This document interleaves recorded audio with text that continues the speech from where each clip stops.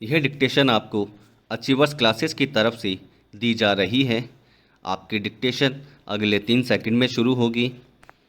3, 2, 1 start. यह बात 1 वर्ष पूर्व की है, जब पुलिस सेवा में कार्यरत महिला कर्मियों ने एक नया इतिहास रचा था। दिल्ली में आयोजित इस राष्ट्रीय सम्मेलन में अधिकारी व कर्मचारी पद पर कार्यरत सभी महिला पुलिस कर्मियों ने हिस्सा लिया। भारतीय स्वाधीनता के 54 वर्षों में ऐसा पहली बार हुआ था। यह सम्मेलन ब्रिटिश काउंसिल की 2 वर्ष की कड़ी मेहनत का नतीजा था। इसके अतिरिक्त police research and development bureau, Punjab, Andhra Pradesh, Paschim Bangal और मध्य प्रदेश जैसे मेजबान सहयोगियों व युवा महिला अधिकारियों ने भी इस सम्मेलन के आयोजन में निर्णायक भूमिका निभाई। इन सभी का इस रूप में एक साथ एक मंच पर होना वाकई एक बहुत बड़ी सफलता रही। पहली बार उच्च और निम्न दोनों श्रेणियों की महिला पुलिस सेवियों का एक साथ एकत्रित होना एक महत्वपूर्ण बात है। बेशक इस सम्मेलन में पुलिस सेवा में कार्यरत 350 वरिष्ठ महिला पुलिस अधिकारी बिना पद या स्टेटस भाव व परंपरागत सोच के साथ एकत्रित हुई। इस सम्मेलन ने नया इतिहास रचा। ऐसा इसलिए क्योंकि 3 दिन तक चले इस सम्मेलन में जमीनी स्तर पर पहली बार महिला पुलिस सेवियों का ऐसा मेल हुआ जिसमें हर रैंक की महिला पुलिस कर्मी मौजूद थी। यहाँ सभी ने एक दूसरे के विचारों को समान भाव व समान महत्व देते हुए सुना। वस्तुतः भारतीय पुलिस सेवा की परंपरा व संस्कृति में यह एक असाधारण घटना थी। कम से कम अपने लगभग 30 वर्षों के सेवा काल में मैंने ऐसा सम्मेलन पहले नहीं देखा। ऐसा इसलिए भी है क्योंकि पुरुष परंपरागत रूप से प्रभुत्ववादी रहे हैं। यहाँ मैं पुरुषों की निंदा नहीं कर रही हूँ। दरअसल पुरुष पारंपरिक रूप से ऐसे ही स्वभाव वाले होते हैं। वे आदेश, निर्देश और नियंत्रण जैसी शब्दावली व आचरण के अभ्यस्त होते हैं। वे अक्सर न तो महिलाओं की बातें सुनना पसंद करते हैं और न ही उनकी चर्चा परिचर्चा में भाग लेते हैं। सच तो यह है कि अधिकांश पुरुष महिलाओं के संदर्भ में बिना कुछ निवेश किए स्वीकार करने के सिर्फ उनसे जीतना चाहते हैं। महिलाओं के प्रति पुरुषों का नज़रिया उनके दादा और पिता के ज़माने से अलग नहीं होता। हाँ, इनमें कुछ अपवाद हमेशा होते हैं। पैरा। इस सम्मेलन को ऐतिहासिक कहने का एक दूसरा कारण यह भी था कि यह सम्मेलन दिल्ली के विज्ञान भवन में संपन्न हुआ। इस अवसर पर गृह मंत्री और महिला पुलिस सेवियों दोनों ने एक दूसरे को सुना। यह समारोह काफ़ी उत्साहपूर्ण रहा। साथ ही जहां जिन विचारों का आदान प्रदान हुआ, इससे पहले महानिदेशकों की कॉन्फ्रेंस में ऐसा नहीं हुआ था। मैं दोनों में शामिल थी, इसलिए मैं आधिकारिक रूप से ऐसा कह सकती हूँ। इस समारोह के ऐतिहासिक होने का तीसरा कारण था महिला पुलिस, जो पहले कभी इस तरह से एक मंच पर नहीं आई थी।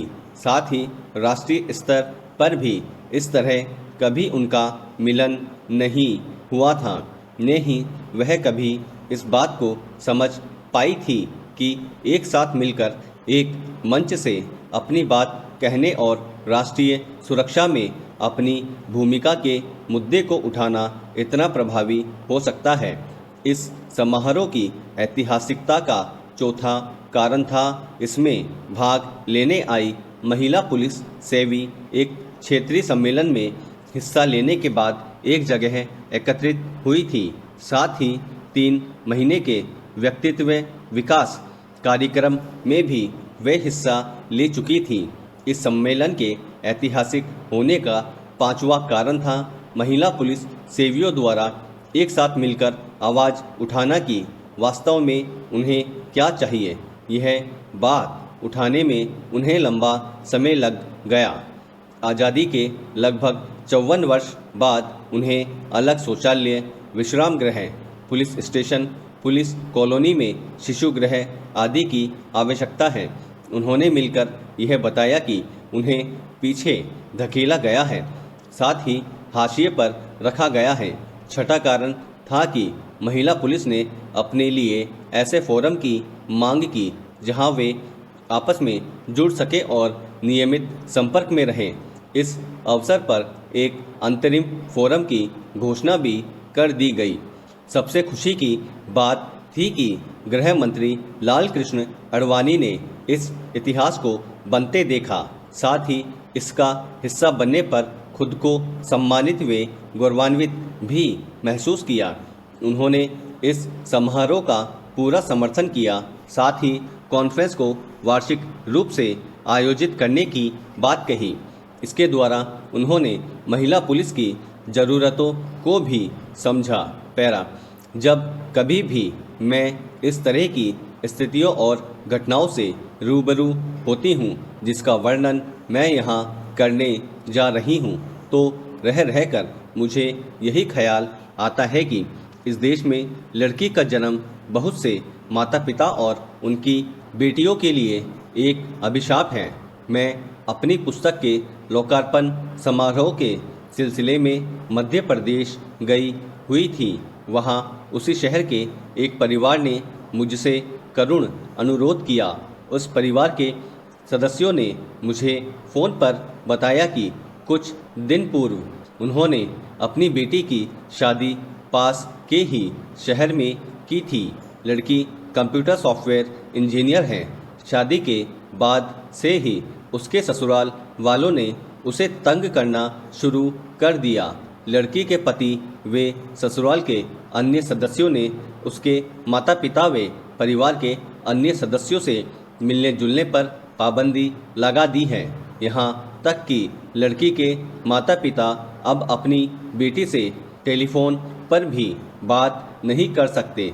जब कभी वह लड़की के ससुराल में फ़ोन करते हैं, लड़की के सास ससुर उसे फ़ोन पर नहीं बुलाते, न ही उस तक संदेशा पहुंचाते हैं और यह कह देते हैं कि वह फ़ोन पर बात नहीं कर सकती और फिर फ़ोन पटक देते हैं। उन्होंने मुझसे बताया कि वह अपनी बेटी की कोई भी खबर न पाकर काफ़ी परेशान हैं और खुद को असहाय महसूस कर रहे हैं। वह यह भी नहीं जानते कि ऐसे हालात में उन्हें क्या करना चाहिए, किससे सलाह लेनी चाहिए, कौन उनकी सहायता कर सकता है। उनकी करुणामयी पुकार ने मुझे अंदर तक झकझोर दिया। अतः मैंने उनसे उनकी लड़की का नाम और टेलीफोन नंबर लिया और उन्हें आश्वासन दिया कि मैं स्वयं उनकी लड़की से बात करूंगी और उसे उनका संदेशा दूंगी कि वह शीघ्र अपने माता पिता से संपर्क करें। दोस्तों, अगर आपको इस डिक्टेशन की कंप्लीट आउटलाइन प्राप्त करनी हो तो आज ही हमारे टेलीग्राम ग्रुप से उसे प्राप्त कर सकते हैं, जिसका लिंक डिस्क्रिप्शन में दिया गया है। और आगे भी अगर आप इसी तरह की डिक्टेशन और आउटलाइन प्राप्त करना चाहते हैं तो बेल आइकन पे क्लिक करना ना भूलें और सब्सक्राइब करें। Thank you.